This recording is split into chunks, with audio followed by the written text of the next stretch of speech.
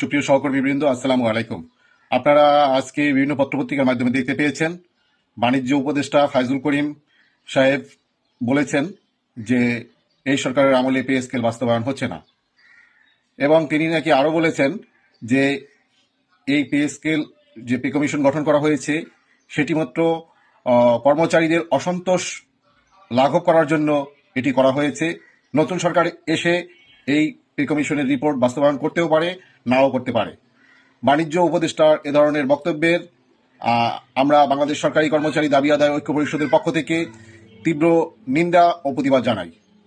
সরকারের একজন দায়িত্বশীল ব্যক্তি হিসাবে তিনি এ ধরনের শিশুসুলভ এবং বালখেল্য কথাবার্তা বলে সকল কর্মচারীদের মধ্যে যে অসন্তোষ দানা বাঁধছে তার বিস্ফোরণ ঘটানোর জন্য তিনি প্রচেষ্টা চালাচ্ছেন।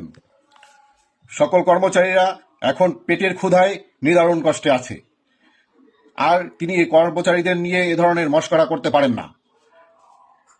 এখন যেখানে পে কমিশনের রিপোর্ট প্রদান হয়েছে, পে স্কেলের গেজেট প্রদান করা হবে, সেখানে তিনি এই ধরনের কথাবার্তা বলে সকল কর্মচারীদের জীবনমান যে কত কষ্টে চলছে সেই নিদারুণ কষ্টকেই তিনি মশকরা করেছেন। আমরা এর প্রতিবাদ জানাই এবং একই সাথে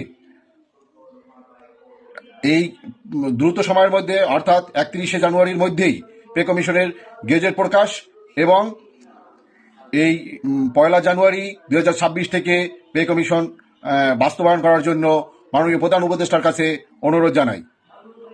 আমার সকল সহকর্মী ভাই বোনদেরকে বলবো, আপনারা যার যার অবস্থান থেকে এই জ্বালানি উপদেষ্টার এ ধরনের বক্তব্যের প্রতিবাদ জানাবেন এবং দ্রুত সময়ের মধ্যে পে স্কেল বাস্তবায়নের জন্য গেজেট প্রদানের দাবি জানিয়ে আপনার যার যার অবস্থান থেকে বিক্ষোভ কর্মসূচি পালন করবেন। আপনারা আপনাদের অফিসে কিংবা আপনাদের নিজ জেলা উপজেলার প্রেস ক্লাবের সামনে এ ধরনের কর্মসূচি পালন করতে পারেন।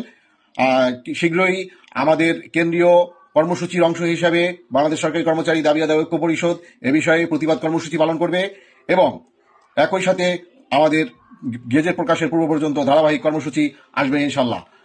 সে পর্যন্ত সবাই ভালো থাকুন, সুস্থ থাকুন। সবাইকে ধন্যবাদ।